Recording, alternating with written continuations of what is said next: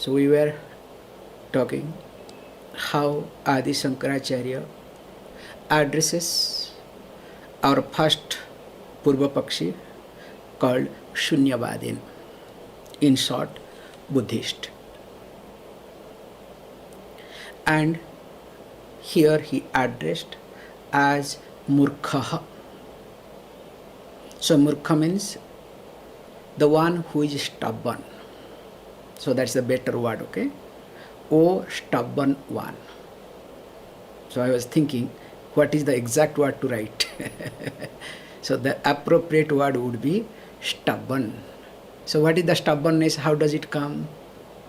Because even though you know the situation, you know the truth, you know everything, but you are somehow comfortable or habituated with your idea, with your way of thinking and living.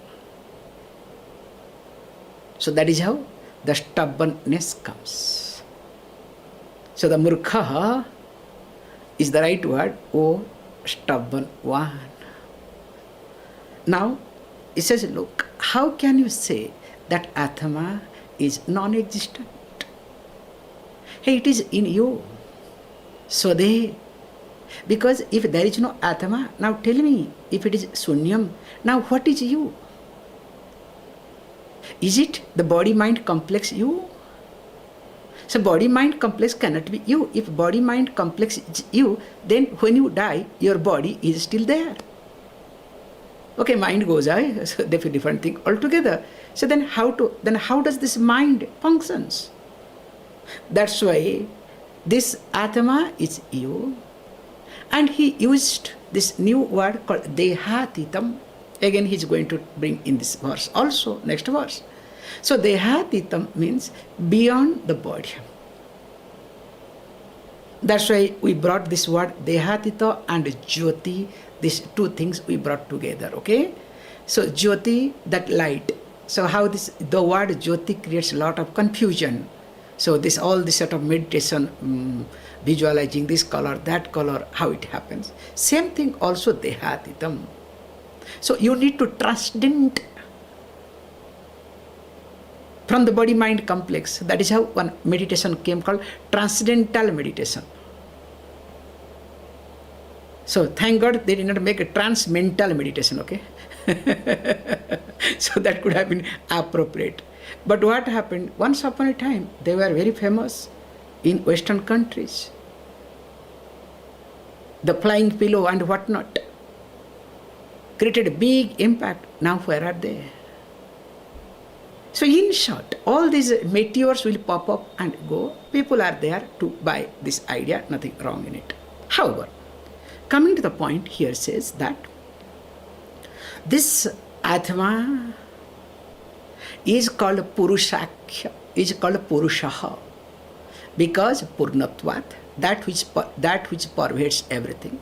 At the same time, puri shayanat, puro vasati iti, that which lives in this body, this sharira. Puri means sharira. That's why we have different type of puri.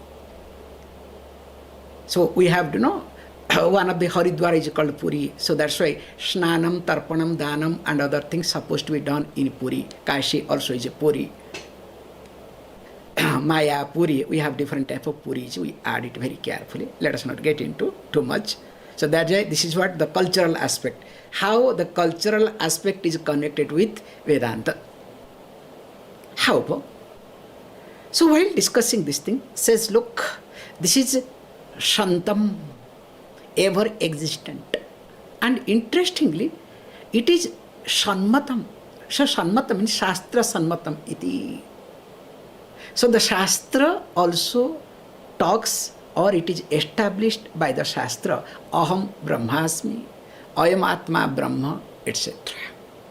Continue. Verse number 30. svātmānaṁ śṛṇu mūrkhatvam śrutyā yuktyā ca puruṣam dehātītaṁ sadākāraṁ sudurdarśaṁ bhavādṛśām.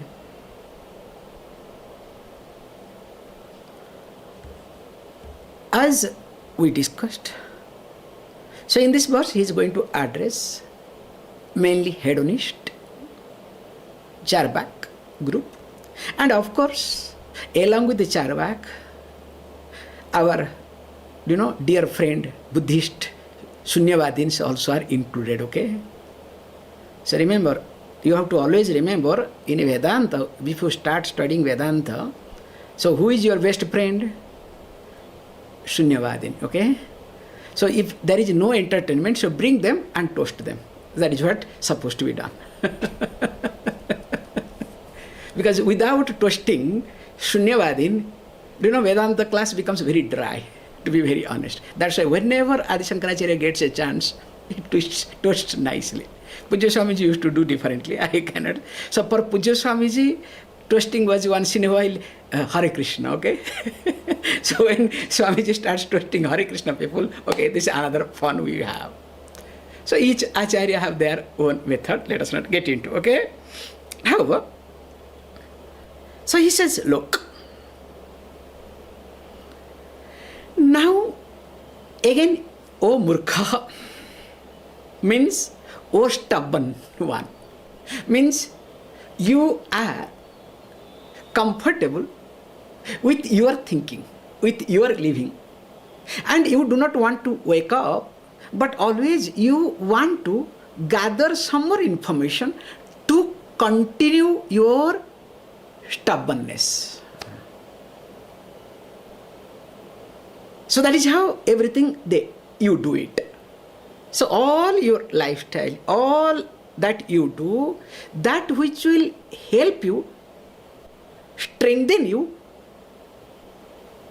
your thinking or strengthen your thinking or living.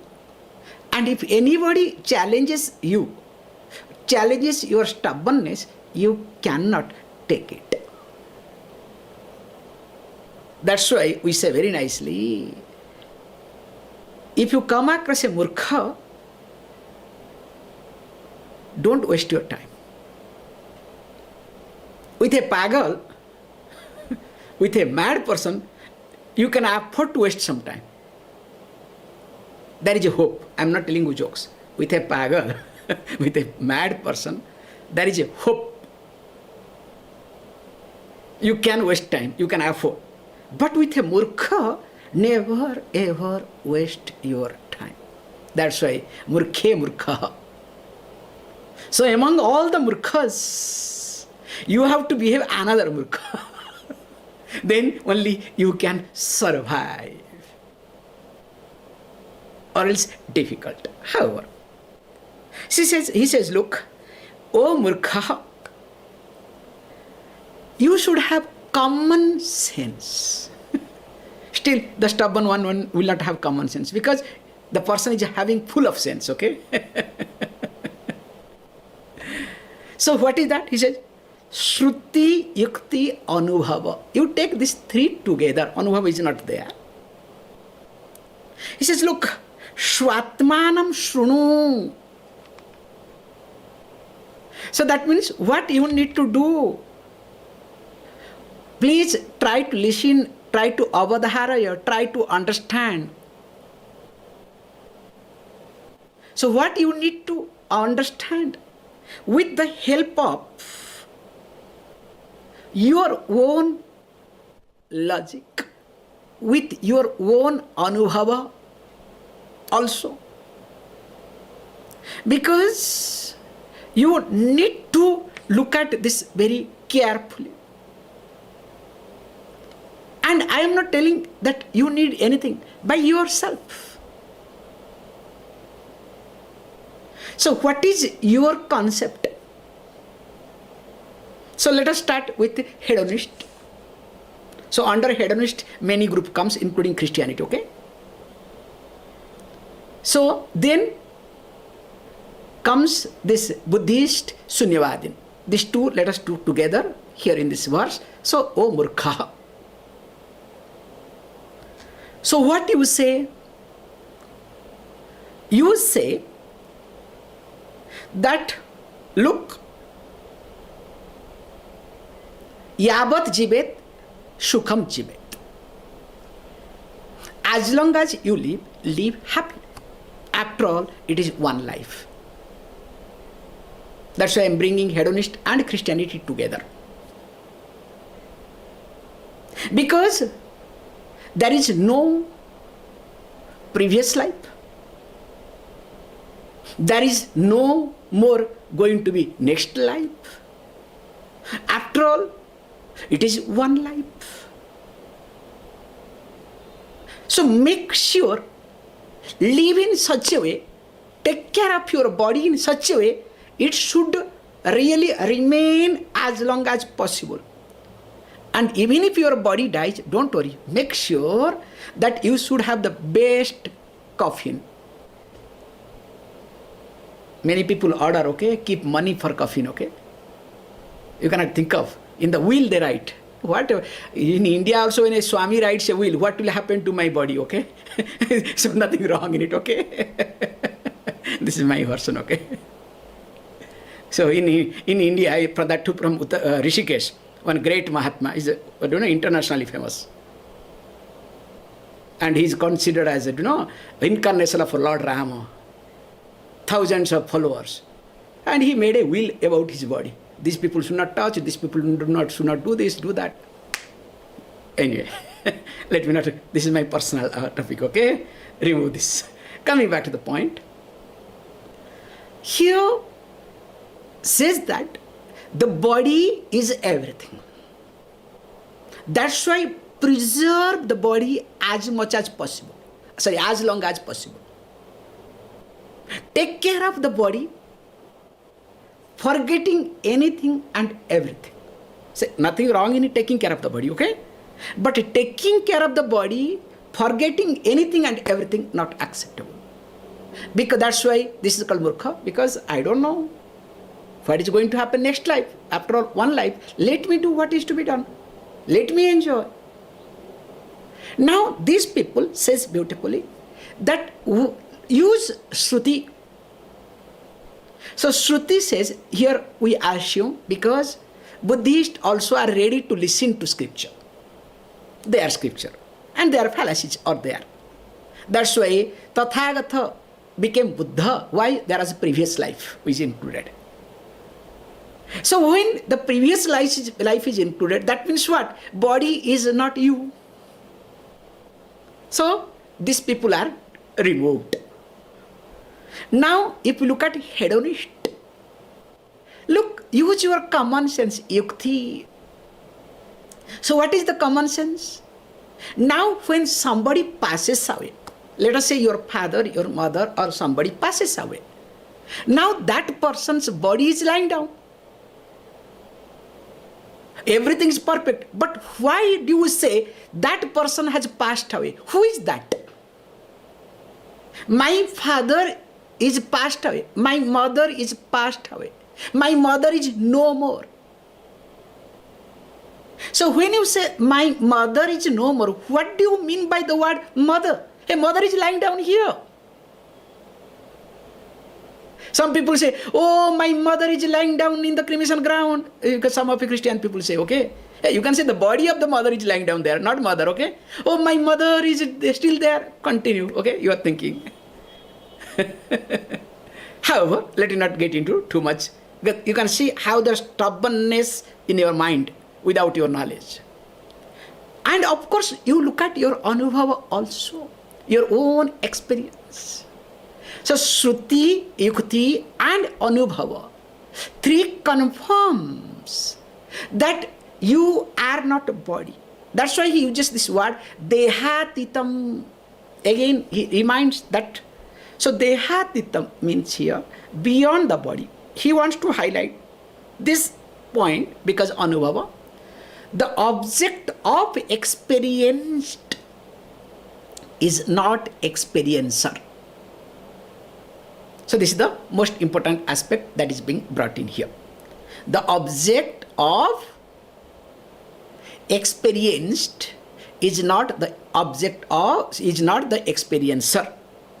Now I experience body. So when I experience the body, I cannot be the body. Very simple. That which is experienced is not me, and which I cannot. That's why what is being highlighted here is dehātītaṁ. And at the same time, it is called sadākāraṁ, sat ākāraṁ iti. So it is in the form of the existence, nirakara ityartha. How it is sadākāraṁ? Let us look at it. Now, what is the shape of the light? Do any light has got any shape? Definitely light has no shape. Suppose light passes through a hole. Now a beam of light starts flowing. Then what you say, look, beam of light. So what is the shape of the light? Here. So that means light does not have shape, but it assumes a shape. So also me has no shape, but it assumes a shape. And my ākāraṁ is nothing but sat ākāraṁ iti. And interestingly, he says, look, even though it is very easy to understand, I don't know why by you it is not accepted. Why you are not able to take it? Bhavādṛśām sudurdarśaṁ iti. Why it is very difficult for you to see? What is wrong in it? So when this is being talked, then of course, now next let us read. I would like to know, are you able to listen to me properly? Because I see some issue here.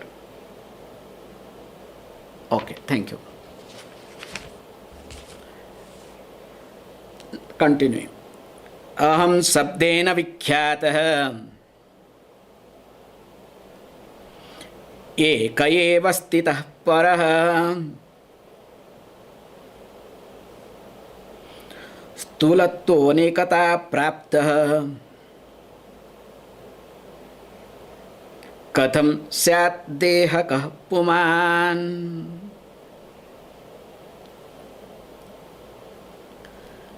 Few verses. He will start with kathaṁ syād dehakaḥ pumān. So now I will request Gautam to type by tomorrow, give me all the verses, so that people are not getting, so both Sanskrit and transliteration. So coming back.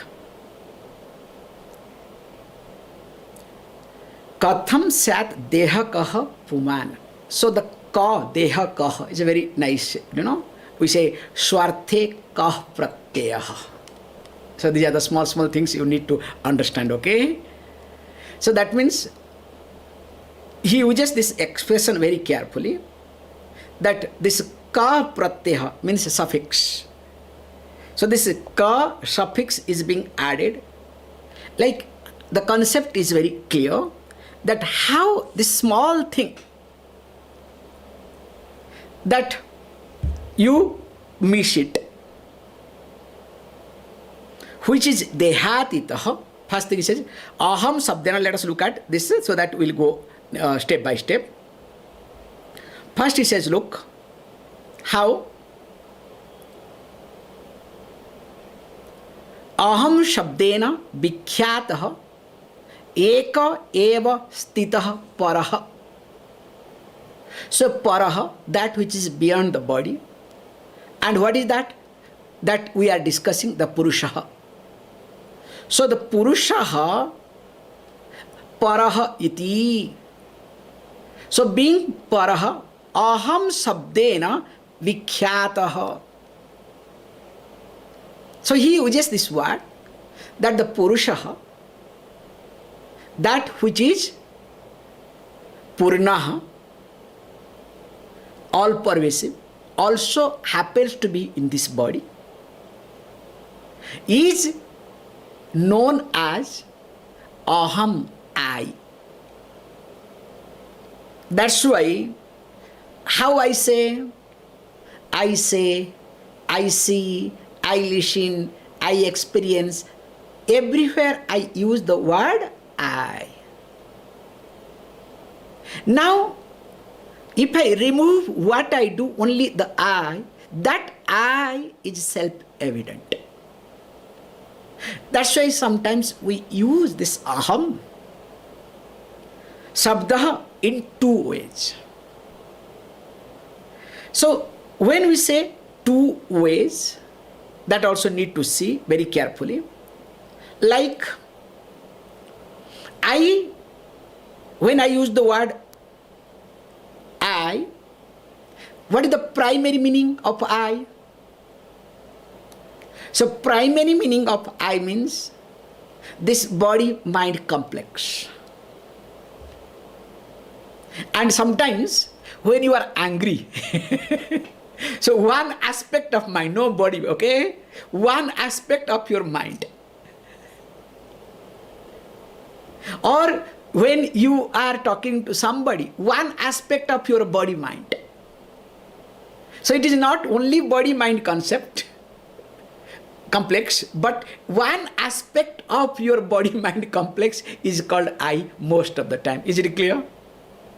So if you are little bit, polished person, enlightened person, this is called enlightenment, at least looking at you or the I as body-mind complex, not one aspect of body-mind complex.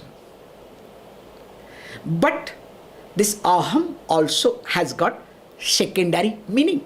So primary meaning is this body-mind complex or one aspect of body-mind complex. The secondary meaning, what we called as technically yuktyā, implied meaning. So what is that implied meaning? So that you know better, I am dehātītaṁ, I am sadakārah, I am nirakārah iti.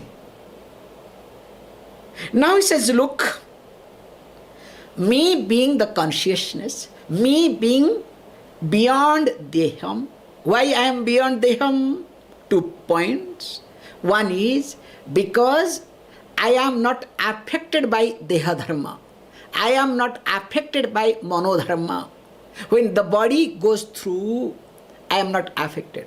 When mind goes through, I am not affected. I allow the paraḥ to get unfolded. That's why that is the characteristics or that is the lifestyle of a wise person. Allowing to unfold. Not that a wise person does not go through the pain. Of course has to go through the pain based on the paraḥ. But the pain is not converted into suffering. However, he says, look, this ahaṁ has got 2 meanings. The primary meaning and also secondary meaning. But what happened? Now I look at always ahaṁ as primary meaning, not lakṣartha, secondary meaning. If I look at ahaṁ as dehātītaṁ, as sadakārah, as nirakārah, then he says, ekah eva iti. That's why it is only one that exists. You can say, yes, Swamiji, I am studying Vedanta. I am only one, okay? I want everything to put in my pocket. There comes arrogance, there comes all other wrong things, okay? However, he says, look, not only that, stūlatvam anekatāṁ prāptaḥ kathaṁ iti. So that means, it says, look, even though it is one, now how this is sthūlaha to anekatāṁ? That means, if you look at this body, that which is gross and that too many is considered as puruṣa iti. That means deha dehakaḥ, that means minnes, ka suffix comes in the minnes, okay? How such a big thing being accepted or presented, how this small thing is being presented in a big way. So this body, that which is limited, kaḥ, dehakaḥ, that which is subject to be burnt, that deha, that limited, how is it being considered as the pumān, the puruṣa iti? It is not acceptable, but it happens. How it happens, that's why you can look at both way. This ka, as I said, minnes or smallness of the object is being indicated with the ka suffix. Most of the time, if you observe, the smallness or minnes in you being presented as big. I'm just getting into a little bit psychology now. Observe yourself. Whenever you present yourself big, what does it mean? It means deep within, you know you are small. Whenever you talk, just observe this point. Whenever you talk yourself highly, whenever you dress yourself highly, whenever you do makeup in a high way, or men do coloring the hair, all these things, okay, differently. That means it is very clearly indicated that there is meanness in you and you want to cover up your meanness in a big way. That's why the more you talk high about yourself, the more you prove you are a mean person.